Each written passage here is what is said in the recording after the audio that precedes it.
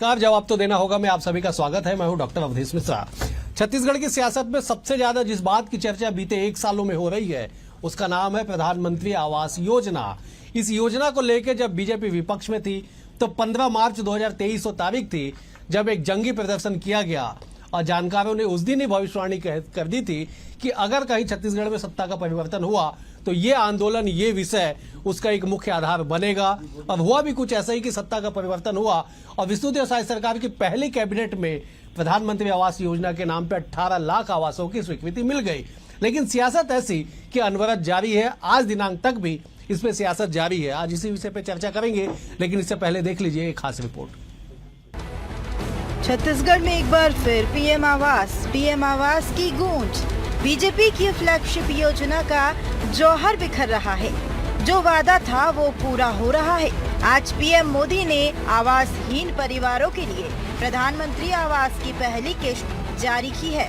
छत्तीसगढ़ के करीब 8,47,000 स्वीकृत पीएम आवास में से 5,11,000 से ज्यादा लाभार्थी को यह पहली किश्त मिली। वही जो मकान बनकर तैयार है उनकी चाबी भी सीएम विष्णुदेव साय ने हितग्राहियों को सौंप दी। इन सबसे पहले सीएम विष्णुदेव साय ने पीएम आवास योजना के लाभार्थी के पैर भी पखारे हैं। फिर भी इन सब में सबसे खास बात यह है कि सीएम विष्णुदेव साय ने कलेक्टर को फुल एंड फाइनल वाली वार्निंग दे दी है। सीएम ने कहा कि अगर पीएम आवास योजना की थोड़ी सी भी शिकायत आई तो सीधे कार्रवाई होगी।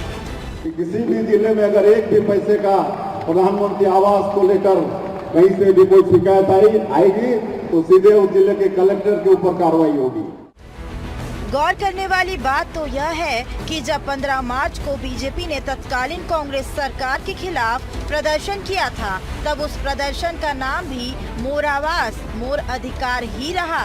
और आज जब पीएम मोदी का वादा पूरा हो रहा है तो भी कार्यक्रम का नाम हूबहू मोर आवास मोर अधिकार ही है। लेकिन पीएम आवास योजना का जब भी जिक्र होता है तो सियासत में उबाल अपने आप आ जाता है। आज भी ऐसा ही हो रहा है। बीजेपी कांग्रेस में एक बार फिर सियासी जंग छिड़ गई। अब की बार पीसीसी चीफ दीपक वैज और मुख्यमंत्री विष्णुदेव साय आमने सामने हैं। एक तरफ कांग्रेस आरोप लगा रही है कि बीजेपी जनता को भ्रमित कर रही है, भ्रमित करना बंद करे। इधर सीएम साय ने भी पलटवार करते हुए कहा कि पिछले 5 साल में कांग्रेस की सरकार ने गरीबों का हक छीना था, गरीबों के सिर से छत छीन ली थी। आज उनको भुगतना पड़ रहा है। कांग्रेस भ्रम में ही रहे। मुख्यमंत्री जी बड़ा दावा करते हैं 18 लाख लोगों को हम पीएम आवास देंगे। जरा सूची बता दे कितने 18 लोगों को मिल गया है क्या पीएम आवास? अरे तो पीएम आवास दिलाने के लिए तो पहला जब सरकार बनी उसी दिन उन्होंने स्वीकृति कर दी थी 18 लाख आवास। क्या 18 लाख आवास की पैसा जारी हुई है क्या? तो इस तरह से जनता को भ्रम में रखकर, जनता को गुमराह में रखकर 18 लाख आवास, ये जनता को भ्रम फैलाना बंद करे। पिछले 5 साल में कांग्रेस की सरकार ने गरीबों का हक छीना था, जिसका खामियाजा उनको भुगतना भी पड़ा, सरकार से हाथ धोना पड़ा उनको। और वो काम हमारी सरकार आते के साथ की। दूसरे ही दिन कैबिनेट बुलाकर हम लोग 18 लाख प्रधानमंत्री आवास की स्वीकृति दिए और आज मिलना शुरू हो गया है। वो लोग भ्रम में ही रहे।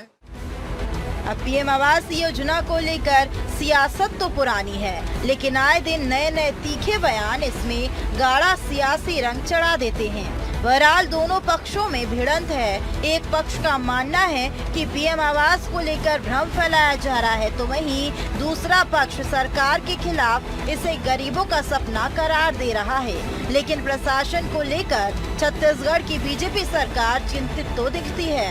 पहले कलेक्टर एसपी कॉन्फ्रेंस के दौरान हिदायत दी गई, अब मोर आवास मोर अधिकार कार्यक्रम में सीधा चेतावनी कलेक्टर्स को मिल गई है। तो अब नहीं सुधरे तो फिर देखने वाली बात ये जरूर होगी कि अधिकारियों पर घास कैसे गिरती है। Bureau report BSTV Chhattisgarh. देखा कि जब 5,11,000 हितग्राहियों को लगभग 2,044 करोड़ राशि अंतरण की गई उनके खाते में पहली किस्त के तौर पे, तो भी सियासत और 15 मार्च 2023 की तारीख, उस दिन भी सियासत। सवाल यह है कि पीएम आवास योजना के नाम पे जारी सियासत कब थमेगी और धरातल पे इसका लाभ किसको मिलेगा? क्या केवल सियासी के गलियारों में, सियासत के गलियारों में ही चर्चा होगी या वास्तविक में 18 लाख लोगों को उनके सिर पे छत का लाभ ये सरकार दिला पाएगा? जिस विषय पर चर्चा करेंगे तीन बेहद ही खास मेहमान हमारे साथ जुड़े। मेहमानों का तारुफ सबसे पहले आपसे करा देता हूं। बीजेपी की ओर से उज्ज्वल दीपक जी है, युवा नेता है, लगातार बीजेपी में कई जिम्मेदारियों को संभाल रहे। उज्ज्वल जी, आपका बहुत स्वागत है। कांग्रेस की ओर से अमित श्रीवास्तव जी है, वरिष्ठ नेता है, वरिष्ठ अधिवक्ता है, सुप्रीम कोर्ट के अधिवक्ता है। अमित जी, आपका बहुत स्वागत है। बतौर राजनीतिक विश्लेषक वरिष्ठ पत्रकार उचित शर्मा जी हमारे साथ है। अविभाजित मध्य प्रदेश हो या सूबे की सियासत हो, पैनी नजर उचित जी की इस पे रहती है। उचित जी, आपका भी बहुत स्वागत है। उचित जी, आज मैं पहला सवाल आपसे ही ले लेता हूं। सत्ता का परिवर्तन हो जाता है, अनुमान लगाया गया था 15 मार्च को कि ये गूंज जो है आज जो सुनाई दे रही है, 15 मार्च की तारीख की बात कर रहा हूं, सत्ता के परिवर्तन के साथ ही समाप्त होगी। हो भी ऐसा गया, सियासत लेकिन जारी है। देखिए, ये चुनावी मुद्दा रहा है छत्तीसगढ़ की विधानसभा में, तो निश्चित तौर पे भारतीय जनता पार्टी इसका लाभ लेना तो चाहेगी। ये हकीकत में कहूं तो ये डबल इंजन की सरकार का जो एक्चुअल बेनिफिट है वो भारतीय जनता पार्टी की राज्य सरकार को मिल रहा है। जो पहले नहीं मिल पाया होगा या पूर्व की सरकारों को नहीं मिल पाया होगा, ये अलग मैटर है, लेकिन वर्तमान में उनको लाभ मिला है। उसका वो प्रोपेगेंडा कर रहे हैं, वो प्रचार प्रसार कर रहे हैं, उनके वादे में था, मैनिफेस्टो में था। तो ये पूरी राजनीति है, विषय समाप्त हो चुका है, लेकिन उस विषय को, मुद्दे को एक बड़ा एंगल देना, बड़ी उसकी अचीवमेंट साबित करना, ये तो राजनीतिक एक ढंग है, एक लक्षण है, और राजनीतिक पार्टियां अक्सर इसको करते रहती है। तो इसमें नो डाउट कि उन्होंने जो किया, एक 2011 करोड़ मिले हैं, लगभग 40 हजार रुपए सभी के अकाउंट में आएंगे। एक थोड़ी सी एक कदम आगे बढ़ा है, तो इसका बेनिफिट एक राजनीतिक हिसाब से, एक राजनीतिक पार्टी, बड़ी पार्टी के हिसाब से वो इसका लाभ ले रहे हैं। आने वाले समय, चूंकि उपचुनाव है, आने वाले समय में आपकी जो नगरीय चुनाव है, पंचायत के चुनाव है, उसका लाभ लेने के लिए भारतीय जनता पार्टी बिल्कुल भरपूर प्रयास कर रही है। और जो प्रोपेगेंडा भी है, मोटा मोटी किया भी उसी लिए जा रहा है कि हमने जो वादे किए थे उसको हम निभा रहे हैं। एक राजनीतिक दल अपनी महत्वपूर्ण भूमिका निभा रहे हैं। ठीक है अमित जी, कब तक सियासत होगी इस विषय पे? बहुत सीधा सा सवाल है। देखिए, आपको कहना चाहता हूं अविदेश जी, लगातार अभी आपने दिखाया और मैं देख रहा था आपके चैनल पे जिस प्रकार से पूरा सब्जेक्ट को डिस्क्राइब किया गया, और मुझे लगता है कि प्रदेश अध्यक्ष जी का जो स्टेटमेंट था, मुझे लगता है कहीं ना कहीं बीजेपी अफवाह फैलाने का और भ्रम फैलाने का जो मायाजाल, एक बहुत मास्टरी है उनकी, वही काम वो कर रहे हैं। और कहते हैं ना, इनके फाइलों में गांव का मौसम गुलाबी है, मगर इनके आंकड़े झूठे और दावे किताबी हैं। एक्चुअल अगर लाभार्थी को उसका लाभ मिले तो हमसे ज्यादा खुशी किसी को नहीं होगी। लेकिन अध्यक्ष जी ने ठीक कहा कि जिस दिन सरकार आई, पहले ही घोषणा में इन्होंने कहा हम 8.5 लाख लोगों को, मेरे ख्याल 8.5 ही लाख था, 18 लाख लोगों को हम आवास मुहैया कराएंगे। लेकिन अभी तक कितने लोगों को कराया, इसका डाटा आज तक प्रस्तुत इन्होंने नहीं किया था। आज अभी आपने जो बताया, मुझे लगता है कि आपको क्रेडिबिलिटी स्थापित करनी पड़ेगी, आपको लोगों का विश्वास अर्जित करना पड़ेगा। सिर्फ लब्बो लबाज बातें करना और बातों की चाशनी से बात नहीं बनेगी। जनता बहुत समझदार होती है लोकतंत्र में, और जनता सारी चीजों को समझती है अवधेश जी। और मुझे लगता है आने वाले नगरीय निकाय चुनाव में इसका सारा जवाब जनता देने जा रही है। ठीक है, जनता जवाब देगी, लेकिन फिलहाल तो उज्ज्वल जी आप जवाब दे दीजिए। आंकड़े आप लोग सार्वजनिक नहीं करते, ये आरोप लग रहे हैं।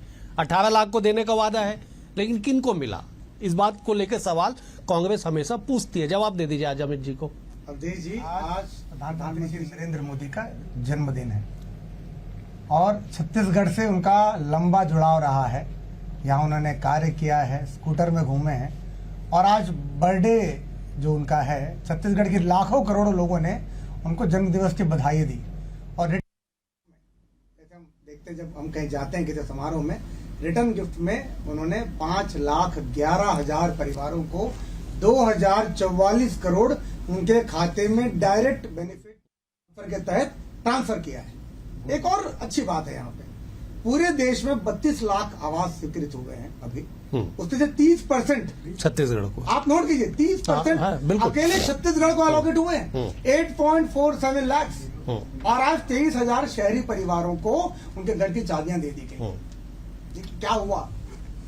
कांग्रेस की पिछली 5 साल की सरकार ने गरीबों को उनका आवास नहीं दिया। पता उन्होंने क्या किया? तो राज्य का सबसे ताकतवर आवास है, सीएम आवास, छीन लिया कांग्रेस से। उनको आवास विहीन कर दिया, उनके मुख्यमंत्री को, और भाजपा को दिया आवास इस आस में कि जिस दिन मुख्यमंत्री पद की शपथ लेंगे, पहली कैबिनेट मीटिंग में सीएम हाउस जाने के पहले गरीबों को उनका आवास 18 लाख स्वीकृत किया गया। और मैं बताना चाहूंगा अमित श्रीवास्तव जी को कि नकली शराब नहीं है 18 लाख बॉटल बना के नकली बेच दी जाए। ये आवाज है भाई साहब, एक प्रक्रिया होती है, एक प्रोसेस होता है, आइडेंटिफिकेशन होता है, पहली इंस्टॉलमेंट जारी होती है, दूसरी इंस्टॉलमेंट जारी होती है, सर्वेक्षण होता है, पहले उसका प्रमाणीकरण होता है, फिर तीसरा इंस्टॉलमेंट मिलता है, फिर घर बन के तैयार होता है। अगले 5 सालों में 18 लाख लोगों को उनके आवास की चाबियां उनको दे दी जाएगी। आज की डेट, समय, तारीख 17 सितंबर, प्रधानमंत्री मोदी जी का जन्मदिन, आप याद रखिए। ठीक है उज्जवल जी, कौन 18 लाख लोग हैं? सवाल ये उठ रहा है, इसका जवाब दीजिए। नहीं तो बहुत अच्छी बात है, आपने कह दिया। राज्य कैसे लक्ष्य निर्धारित कर सकती है केंद्र की योजना का? नहीं, आइडेंटिफिकेशन जो होता है, जो प्रोसेस होता है, कौन सी सूची? 2011 की सूची है ना ये? आपने कितने नए लोगों को दिया, ये सवाल उठ रहा है ना। ये 5 साल का जो डेटा हमने इकट्ठा किया था, हमने जो फॉर्म भरवाए थे, मोर आवास मोर अधिकार, जो आपने जंगी रैली की बात की, उसके पहले याद होगा माननीय गृह मंत्री विजय शर्मा जी, जो उस समय महामंत्री थे, उनके नेतृत्व में एक कमेटी बनाई गई थी, एक मोर्चा के गठन किया गया था, और उस कमेटी ने पूरे फॉर्म से गए भरवाए गए पूरे प्रदेश के जो लोग आवास की जो अर्हता रखते हैं, और वो डेटा हमारे पास है। उसी तर्ज पर भाजपा के संकल्प पत्र में 18 लाख आवास आप ये दावा कर रहे हैं कि जो फॉर्म आप लोगों ने राजनीतिक तौर पे भरवाए थे, उन्हीं फॉर्म को हितग्राही बनाया जा रहा है? नहीं, आप दावा कर रहे हैं? था, एक डेटा था, लिखित में हमने प्रॉमिस किया। साहब 2015 में, उज्जवल जी एक मिनट सुन लीजिए, 2015 में, 18 लाख आवास देने वाले। ठीक है उज्जवल जी सुन लीजिए, 2015 में जब योजना लॉन्च हुई साहब, 18 लाख उस वक्त निर्धारित किया गया लक्ष्य। 2018 में जब डॉक्टर रमन सिंह की सरकार गई, आखिरी कार्यकाल के समय में इस बात का जिक्र आया विधानसभा में लिखित जवाब कि 2,37,000 आवास बने हैं। 2,37,000 लिखित जवाब विधानसभा के सवाल में। कांग्रेस कहती है कि हमारे 5 साल के कार्यकाल में 8,64,000 आवास बने हैं। उसके बाद जो बचे हुए 6,99,000 है ना, पूरा खेल इसी का है। और कांग्रेस ये भी कह रही है कि उसके लिए भी 3,234 करोड़ रुपए राशि प्रावधान हमने कर दिया था बजट में। मैं लौटूंगा आपके पास। उचित जी, आंकड़ों के मायाजाल से बाहर निकल जाइए।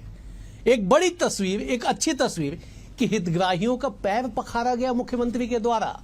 जो पीएम आवास के जो हितग्राही है, वो जब मंच पे जाते हैं, मुख्यमंत्री पैर धोते हैं उनका। केवल मुख्यमंत्री नहीं, सारे मंत्री पैर धोते हैं। एक बड़ी तस्वीर निकल के आई साहब कि जनता जनार्दन, हितग्राही हमारे लिए सर्वोपरि है। इस पे जरा टिप्पणी कर दीजिए। देखिए सर, सबसे पहले तो जिस तरीके के गरीबों को जो आवास दिए जा रहे हैं, वो देश के लिए तो वैसे ही दुर्भाग्य है। कोई इसमें मतलब एक बहुत अच्छा, आप खुशी की बात तो इसको नहीं बोल सकते कि आजादी कितने साल बाद भी डॉक्टर अवधेश आप इस तरीके के चीजों को लेकर एक इवेंट बना रहे हैं और गरीबी का भी मजाक बना रहे हैं। फिर आप जो आवाज दे रहे हैं ठीक है, लेकिन ये योजना एक फैक्ट एंड फिगर में मैं कह रहा हूँ कि 18 लाख एक हाइपोथेटिकल फिगर है। 18 लाख का प्रोपोगंडा किया जा रहा है। 18 लाख मकान, अगर 18 लाख की आप लिस्ट मांग लें तो मुझे नहीं लगता कि कोई भी सरकार, चाहे पुरानी हो चाहे नई हो, दे पाएगी। हकीकत में 18 लाख तो 2015 में तय हो गया था। उसकी चीजें बन 2011 जनगणना के सूची के आधार पे डॉक्टर रमन सिंह ने कोई काम नहीं किया। 2,37,000। ठीक है, क्या भूपेश बघेल सरकार ने कोई काम नहीं किया? हकीकत ये है 8,64,000। आप सुनिए आप देखिए ये तकलीफें कहाँ से? प्रधानमंत्री आवास योजना की वेबसाइट पे नहीं, मैं ऐसा नहीं मानता कि भूपेश सरकार ने कोई काम नहीं किया। हकीकत में ये गड़बड़ी कहाँ से शुरू हुई, आप उसको पकड़ने का प्रयास कीजिए। डॉक्टर अवधेश, 17 में हुआ क्या कि ये जो 25% राज्य का स्टेक था, उसे 40 कर दिया गया केंद्र के द्वारा। वो वहां से वो गड़बड़ जो हुआ, वो वहां से गड़बड़ हुआ, और वहां से आपने 40% जो 25% दिया था, आपने पुराने में समायोजन कर लिया। वहां से फाइनेंशियल जो डिसबैलेंसमेंट हुआ है, ये वहां की शुरुआत है। ये एक्चुअली टेक्निकल पॉइंट है।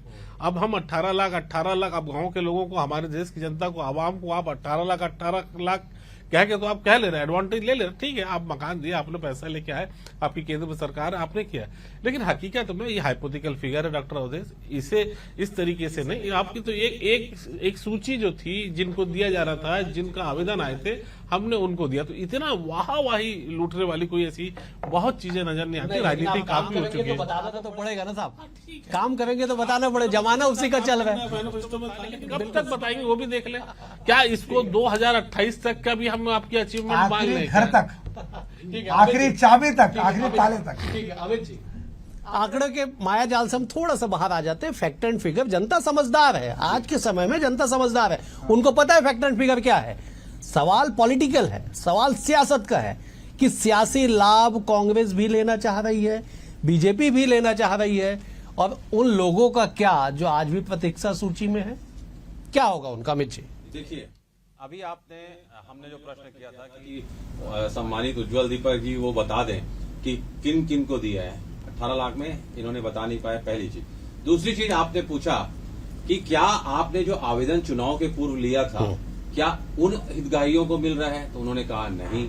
तो मतलब आप समझ लीजिए कि जो लिस्ट 2015 में बनी थी और उसमें भी जो अभी मैं आपका धन्यवाद देना चाहता हूं कि आपने जो अभी कहा कि जिस प्रकार से विधानसभा में जो आंकड़े आए हैं कि इनके समय में 2,37,000 और हमारे समय में 8,64,000 और जिसके लिए हमने 3,234 करोड़ का प्रावधान भी कर दिया। और अगर कंपैरिजन आप देखेंगे तो कहां 2,37 और कहां 8,64, मतलब ये सिर्फ कह रहे थे और हम कर रहे थे इतने हर्डल्स के बाद। और अभी उचित भाई ने कहा ना कि जो राज्यांश और होता था 80% का और लगभग 90 और 10 का रेशियो हुआ करता था, उसको 80-20 करके फिर बाद में 50-50 का लाया गया कई सारे योजनाओं में। मतलब केंद्र में बैठी हुई सरकार कैसे गैर भाजपाई शासन जहां पर है उनको प्रताड़ित करना, रोकना, उसके बाद भी अगर हमने प्रावधान किया 3,234 करोड़ रुपए का, तो मेरा यही कहना है कि जनता, जो आपने कहा ना, लोकतंत्र में जनता सर्वोपरि होती है, लोकतंत्र में जनता जनार्दन होती है। और अगर आप अभी उज्जवल जी कह रहे थे अंतिम मकान तक, ठीक कहा अभी हमारे बहुत ही सम्मानित मित्र उचित जी ने कि आप ये फिगर को कब तक करेंगे। अभी 2015 से 24 आ गया है, क्या 28 और 33 तक भी यही फिगर आप लेके जाएंगे? आपकी मंशा पे सवाल उठता है। और अब कहते हैं ना कि अंग्रेज जो फिरंगी थे वो डाइवर्ट एंड रूल करते थे, ये भाजपाई हैं, ये डाइवर्ट एंड रूल करते हैं। वो डिवाइड एंड रूल करते थे, ये डाइवर्ट एंड रूल करते हैं। तो जनता समझ चुकी है। अमित जी, 16 जुलाई 2022, पत्र क्रमांक 4505। आऊंगा इस सवाल पे, मैं एक बार उज्जवल जी का रुख कर लेता हूं। उज्जवल जी, ठीक है, सियासत में तमाम तरह की बातें होती है, चरण पखाड़े गए, पैर पखाड़े गए, सबका स्वागत किया गया। सवाल उठ रहा है कि आपने कहा कि अंतिम घर तक, अंतिम मकान तक, कब तक? लेकिन अवधेश जी, पहले तो बहुत हंसी आ रही है जो डेटा आप लोग प्रेजेंट कर रहे हैं, ठीक है, मैं उसको प्रमाणित मेरे पास नहीं है डेटा, ये वाला आप लोग जो प्रेजेंट करें। एक बात मैं बताना चाहूंगा, एक डेटा मेरे पास है बड़ा विश्वसनीय वाला, टी.एस. सिंहदेव जी का लेटर। स्वतंत्र भारत के इतिहास में पहली बार किसी मंत्री ने अपने विभाग से इस्तीफा दिया। क्या बोलते हुए? अवधेश जी, एक मिनट। मैंने अभी कहा था 16 जुलाई 2022, पत्र क्रमांक 4505, वही पत्र है। अवधेश जी बता रहा हूँ, स्वतंत्र भारत के इतिहास में पहली बार, जहां तक मेरी जानकारी है, मुझे अगर गलत होगा तो बताइएगा, किसी मंत्री ने अपने विभाग से इस्तीफा दिया। मंत्री पद से नहीं, एक विभाग छोड़ता हूं। क्यों? क्योंकि उनके विभाग द्वारा संचालित केंद्र सरकार के सहयोग से प्रधानमंत्री आवास योजना, राजस्व विभाग भी इसी छत्तीसगढ़ में मंत्री छोड़ चुके हैं। इम्प्लीमेंटेशन छत्तीसगढ़ में प्रॉपरली नहीं हो रहा था, गरीबों को मकान नहीं दिए जा रहे थे, वो बहुत पीड़ित थे इस बात के। कहां से 8 लाख मकान बना दिए? अगर 8 लाख मकान बना दिए होते, लोगों को चाबियां मिल गई होती, टी.एस. सिंहदेव जी इस्तीफा देते, आपको लगता है? और क्या भूपेश बघेल जी स्वीकार करते? उस पत्र पे कितना हाहाकार मचा था, हाई कमान तक कंप्लेन की गई थी कि डर्टी लिनन वॉश कर रहे हैं टी.एस. सिंहदेव जी, हमारी सरकार की बेइज्जती कर रहे हैं, सच सामने ला रहे हैं। कहां है कांग्रेस का? आप बताइए कि भूपेश बघेल जी क्या कहते थे? इसमें प्रधानमंत्री शब्द जोड़ा है, मैं कैसे करूं? जब तक इंदिरा जुड़ा था, राजीव से जुड़ी जो योजनाएं थी सारी लागू होंगी। प्रधानमंत्री शब्द जोड़, देखिए मोदी नहीं जुड़ा था, मोदी आवास योजना नहीं थी, प्रधानमंत्री आवास योजना। जो प्रधानमंत्री रहेगा देश का, उसके नाम पे योजना है। हमने कभी इसमें वो कोई बायसनेस वाला काम नहीं किया। भूपेश बघेल जी को इसी बात से चिढ़ थी। 3 बार केंद्रांश आए छत्तीसगढ़ में, तीनों बार वापस लौट गया। क्यों?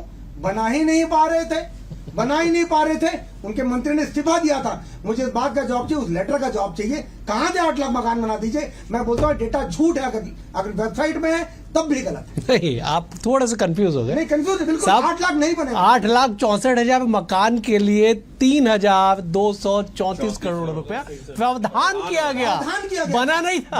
आप कंफ्यूज हो गए। आप आधी बातों को सुने और आप फायर हो गए। चलिए, मैं लौटूंगा, हितग्राहियों को दिया गया, मैं लौटूंगा। क्या डायरेक्ट बेनिफिट ट्रांसफर किया गया? नहीं, मैं लौटूंगा आपके पास। मैं जब उचित जी का रुख कर लेता हूँ, टेक्निकली वो बेहतर जानते हैं, अर्थशास्त्र के भी जानकार है उचित जी। 3,234 करोड़ का प्रावधान कर देना और हितग्राहियों के बैंक में सीधे ट्रांसफर कर देना, चाबी सौंप देना, या फिर बैनर पोस्टर छपवा लेना, कितना फर्क है दोनों तीनों चीजों में? देखिए टोटल आप जो फैक्ट एंड फिगर की हम बात कर रहे हैं, पूरा मामला उसी में उलझा हुआ है, पूरा क्रेडिट लेने का पूरा मामला है। हकीकत में पिछली बार भी प्रावधान हुआ था, उतने मकान जो मकान बनाए जाने का जो बता रहे हैं, जो वादा कर रहे हैं, वो जो दिए जा रहे हैं, हकीकत में उसमें गैप है। आप इसको समझिए कि ये 18 लाख की पूरा टारगेट है। आप हर साल टारगेट बढ़ता है, आप 15 से इसको कैलकुलेट कीजिए। पहले टारगेट कुछ और था, उसके बाद रमन सरकार के बाद टारगेट कुछ और हुआ। तो ये पूरे के पूरा 18 लाख का जो है वो क्या आप एक साथ 2024 पे मकान दे रहे हैं? सवाल उठता है। गरीब आदमी ये क्या 18 लाख का जो फिगर है वो आप चाबी सौंपने वाले हैं क्या?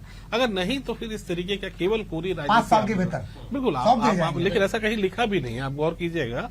और हकीकत में आप जो बोल रहे थे कि आप पहले से अटल आवास योजना के नाम से जाना जाता था शायद उज्ज्वल, है ना?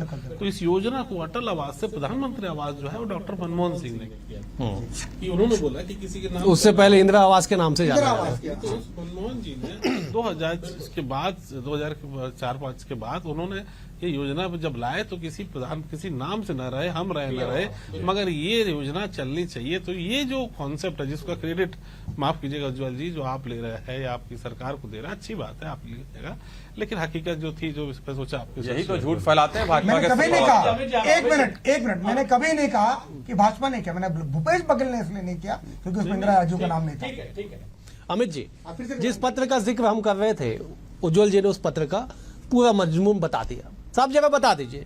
अगर सब कुछ बेहतर था तो 16 जुलाई 2022 पत्र क्रमांक 4505 क्यों लिखा गया, क्यों इस्तीफा दिया गया? देखिए इसका तो मुझे लगता है बेहतर जवाब जिन्होंने लेटर लिखा है वही दे सकते हैं। मैं आपके माध्यम से एक ही चीज कह सकता हूं कि अभी उज्ज्वल जी ने कहा कि मकान बिल्कुल मिलेगा। मुझे लगता है कि जनता भी इनकी बातों पर शायद विश्वास नहीं करती, क्योंकि जिस प्रकार से 2 करोड़ लोगों को रोजगार देने का हर साल वादा किया था 15 लाख अकाउंट में। अरे इतना बेचैन क्यों होते हो भाई? इतना बेचैन क्यों?